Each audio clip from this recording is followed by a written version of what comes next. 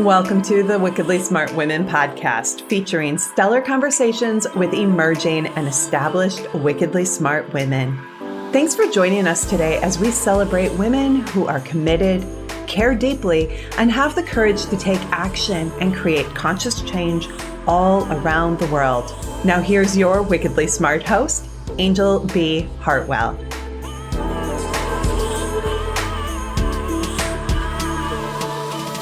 Welcome to another episode of the Wickedly Smart Women podcast, where we celebrate wickedly smart women and provide our listeners with a wealth of wisdom, along with immediately actionable steps to be smarter, spunkier, and more successful in their impact and their leadership. This is your host, Anjel B. Hartwell, and today we welcome our very special guest, Rikki Quintana.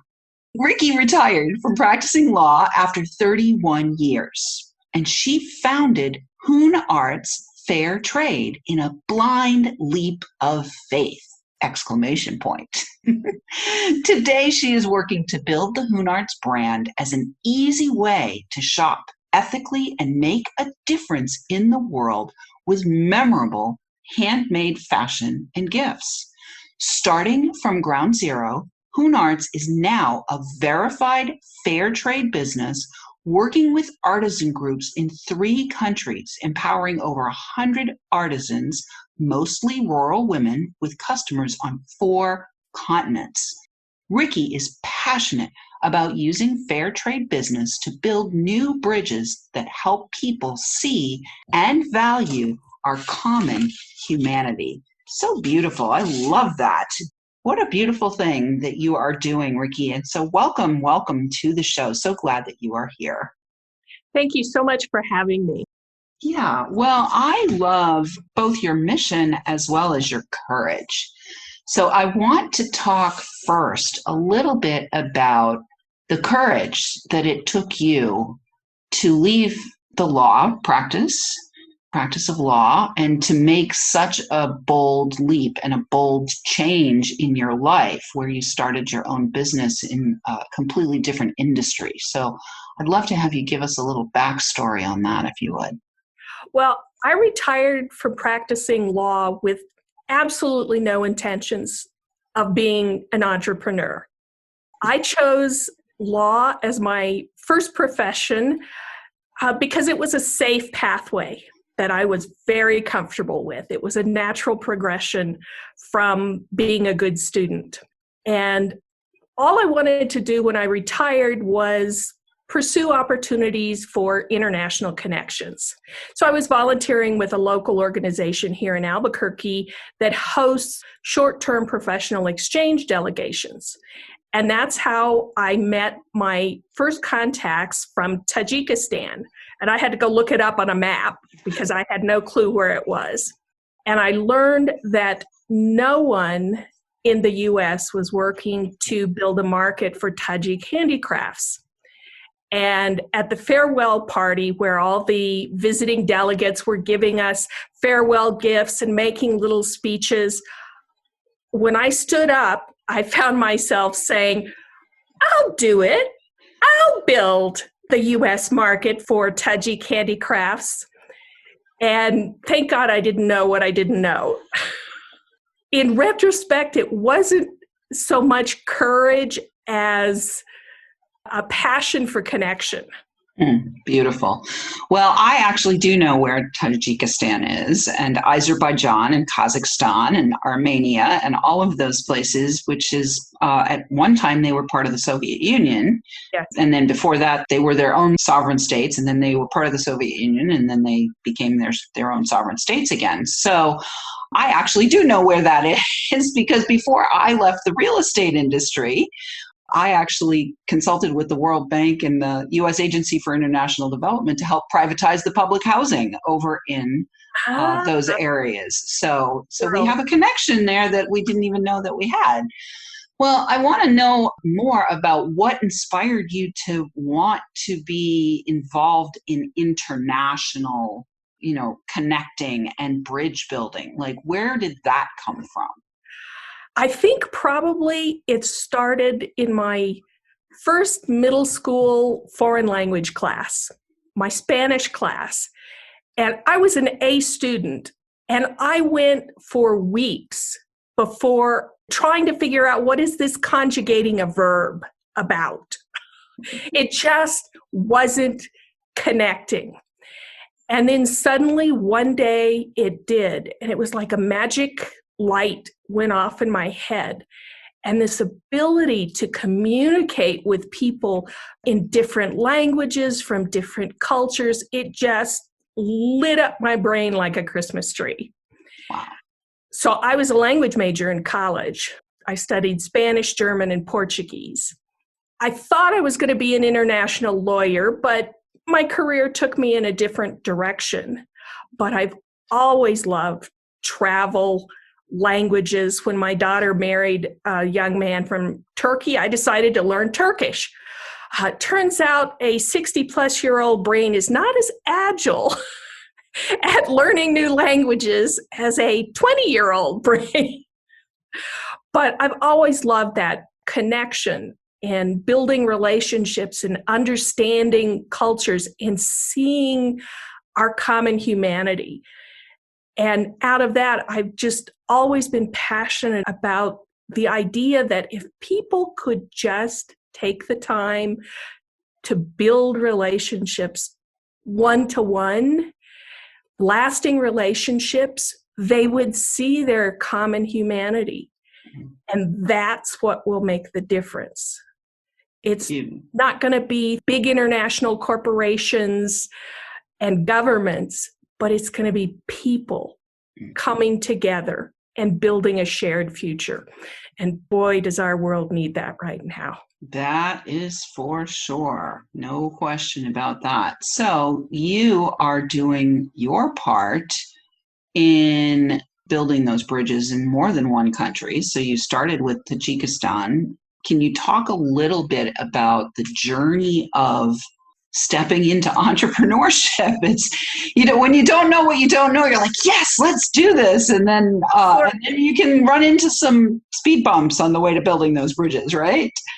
Right. Well, it turns out that I was a little deficient in areas like technology, websites, fashion, design, retail, sales, social media. I was reading an article this morning, in fact, about the average age of the successful entrepreneur in the U.S. is actually 45. It's not the brand new college grad. And the single biggest indicator of success is having had prior experience in the industry. That was not me. So I've been learning everything from the ground up. Yeah, including import-export law too, I would guess. Which I didn't have any. I was a lawyer, but I didn't have any experience in that particular area either. Yeah. Everything has been a challenge. I started from ground zero, literally. And it's been a roller coaster. There have been days I've just broken down in tears and sobbed my heart out. But the vision of what's possible is what keeps me going every day. Yeah, beautiful. Can you tell me, I know you have the online store, but do you also have a physical store as well? Oh, thank God for that. Although, interestingly enough, up until the pandemic, the vast majority of my sales came from live events, conferences, fairs, speaking engagements, because I love show and tell. And I love connecting with people. And then the pandemic hit and everything shut down. And I've had to pivot my major attention now to building an online audience. Sure. Yeah. Which is great that you're here at the Wickedly Smart Women podcast, because we have an international audience. So hopefully our listeners will pay attention to what you are bringing to the world, both the mission that you are here to fulfill along with the material goods that you are bringing forth. So I want to talk a little bit about creating these relationships with the suppliers in the rural areas. And I'm just really curious, like, how does that happen? What do you do? Do you go travel over there and meet the people, or do you have people on the ground that you have connections with? Or, how do you choose as you've gone through this process of growing and evolving the business? I'd love to hear both the choosing process, like how do you choose what's going to be in the store, and how do you choose who you're partnering with? Well, when I started, I had no clue, but I had this amazing relationship with Bakradin, who was one of those original delegates who visited New Mexico. And I didn't really understand it at the time, but because of his role at the Tourism Development Center of Tajikistan, he actually knew all of the master artisans in the entire country. And my first shipment from Tajikistan, he literally went to the largest craft fair in the country in December, and he took about 200 or 300 pictures and sent them to me. We did back and forth on Facebook. Ooh, what's that? What's that? How much does that cost? What color is that really? And I just picked things literally that I thought were pretty and that maybe would be interesting to the American audience. And some of them, when they got here, they didn't look quite as pretty in real life as they did in the picture. But through Bakradin, I was able to make the direct connections with the artisans. My major textile artisan manager in Tajikistan speaks very good English. So we started communicating directly, and I've worked very closely with her over now almost 6 years, developing new products, testing different products in the market, working on color selection. I learned pretty quickly that although the Central Asian color aesthetic is there's no such thing as too many colors or colors that don't go together, that's not really the American aesthetic. But I've always been committed to preserving the authenticity of the design. So my role has been primarily color selection and then helping to simplify designs so that they're not overwhelming for the American eye. So that's Munira, who speaks English. The other Tajik artists, they don't speak English. So I communicate with Bakradin, and he calls them, and he transmits whatever it is that we need to work on it. But that means, for example, my wood carver, we've developed new designs for wooden jewelry. He initially concentrated on combs. Well, now we have some jewelry that's sitting in the capital city just waiting for a shipping channel to open because there's no shipping right now. So because of that wonderful relationship and the trust we've built with Bakradin, I work through him, and he literally donates all his time of coordination. He will not allow me to pay him, and the artisans won't allow me to pay them either. It's just this amazing relationship of partnership. So what do you mean the artisans won't let you pay them? I don't get that. No, the way it works, payment, I send the money to Bakradin, and he distributes it to the artisans. Okay. But they won't let me pay them for special design time. They just... So it's a win-win because you're helping them to learn new things and Right. create in different kind of a little bit of outside the box, and they're so I understand what you're saying. Okay. Yeah. Well, we're already at the break. It's amazing how quickly we get to the break, Rikki. So I'm going to take a short break right now, but when we come back, we're going to tell our listeners where they can find out more about you and get access to some of the great things that you have in your online store. But right now, I want to share with you, audience members, a little celebration on September 30th. On International Podcast Day 2020, the Wickedly Smart Women podcast won the People's Choice Award in the business category. So that is such a high honor because a lot of times, I didn't know this. I was completely naive when I first got into the personal and professional development field and writing books and all of those things. I had no idea that a lot of awards are paid for. This was not a paid for award. This was people's choice. People voted for the Wickedly Smart Women podcast. And so I want to thank all of our listeners around the world for just keeping our show top of mind, sharing it with other listeners, and definitely want to hear from you and have you share with your lady friends, with anybody who might benefit from our content so that we can keep the momentum going under our award-winning show. Very exciting. And I do want to thank all of our listeners who are downloading, rating, and reviewing in, let's see, we have now also got to 50 countries. I don't think we have the Tajikistan on here yet, but that's okay. I'm sure that it will happen shortly after Rikki's episode airs, because she'll ask somebody over there to download it, hopefully. But we do have listeners in Albania, Slovenia, Bosnia-Herzegovina, Pakistan, and Tanzania that I'm going to send a shout out to today. And we'll be right back with Rikki Quintana.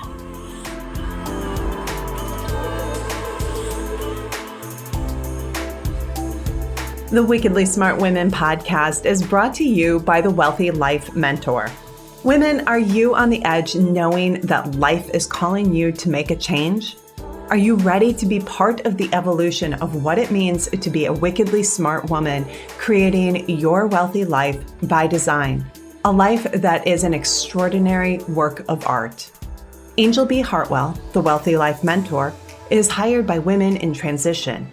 Women just like you who want to break through to their brilliance, become clear on the value of their wisdom, and embody a beauty-filled, balanced life of shameless self-expression. Discover your wealthy life readiness by taking the quiz at quiz.wealthylifementor.com.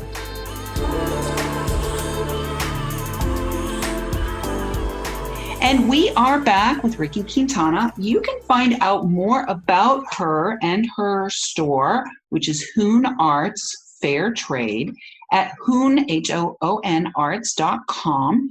And when you get there, you will notice that she has a beautiful little offering of 7 questions that you can ask to cut through the conscious shopping hype. And we will have the link in the show notes. Rikki, I want to talk to you about this. I want to talk to you about the conscious shopping hype. You know, you obviously went not only into a business that you didn't know anything about, but you also went into international business, and you went into a business where you made the decision, obviously, to be a FairTrade verified vendor of these goods. So I'd love to have you talk about the conscious shopping hype and about the process that you went through to become FairTrade verified. Well, when I was taking delegations to meet with various local organizations and businesses, that was actually the first time I heard. This was before I was involved with Central Asia. I met with a FairTrade vendor who's based here in Albuquerque, Baskets of Africa. And he talked about his experience. And I was just so inspired by the concept of building a new model of trade where people and planet are equal with profit, that it's not just about the lowest price for the American buyer. And the idea that we build long-term trading relationships based on trust. That whole model just really inspired me. So I knew when I jumped off the cliff for Tajikistan that I wanted to go fair trade. I'd never looked at the process before, so I headed over to the Fair Trade Federation, which is the only American organization that verifies businesses working with handmade handicrafts as opposed to commodities like coffee and chocolate, or large production things like organic cotton and that sort of thing. But the individual handmade handicrafts, that's the Fair Trade Federation. And first thing I learned was you had to be in business for a year before you could even apply. So, okay, I'll just keep working and I'll apply next year. And then I tackled the application, which was quite exhausting and exhaustive about what my relationships were like, how I ran my business, what kind of systems I had in place to ensure that I was working in accordance with fair trade principles. And I submitted the first application and got back, "We'd like more information, please." And it took me a few months to gather the information and put it together. And there was some back and forth and things like, how is your pricing constructed? And how do you know that the artisans are getting paid a living wage? And lots of time with my artisans about developing a spreadsheet to show what a living wage looks like in Tajikistan, as opposed to minimum wage, which is not enough to live on, rather like the US. Anywhere. So I sent in my second application several months after the first, and I got another round of, we need some more clarification. So it was back and forth with the Fair Trade Federation. It was back and forth with my artisans, gathering more information. But by the time the process was completed and I'd been approved by the membership committee, I felt like I really had built foundational systems for staying on track with fair trade principles. Beautiful. I love it. Well, let's talk a little bit, because you've mentioned it a couple of times. Corona, definitely, the Rona has done some stuff to your business like it's done to everyone's businesses, or most everyone's businesses.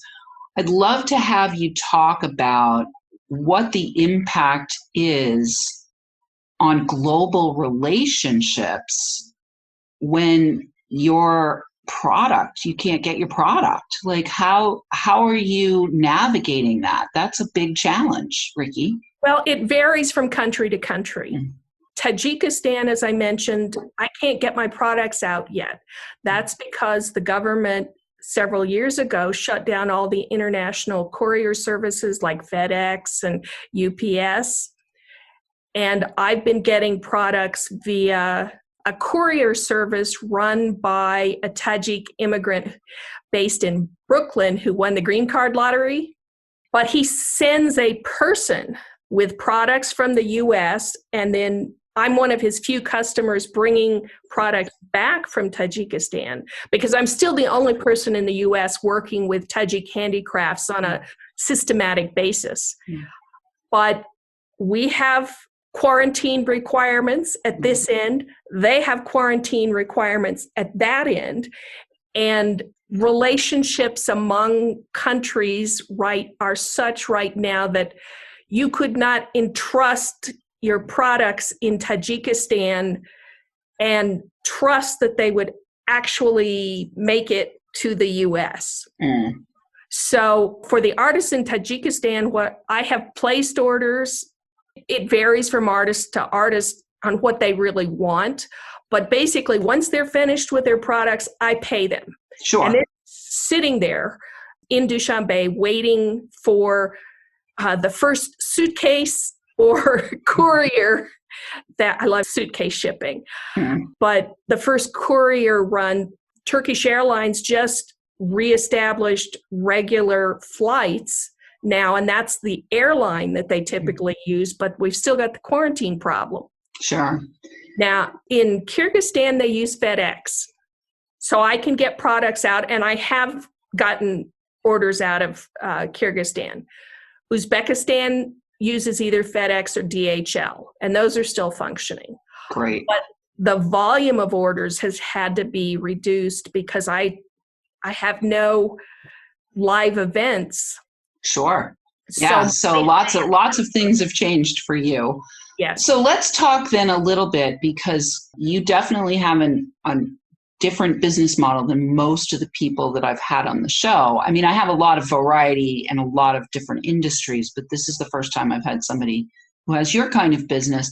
I'd love to finalize our interview today talking a little bit about your own relationship with money and managing money in your business and navigating times when the money dries up, and how are you navigating that, and what's your money mindset?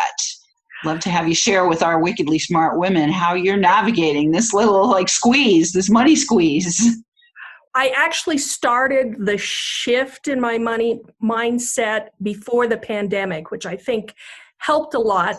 I have a business coach, and the largest element for me has been the mindset shift.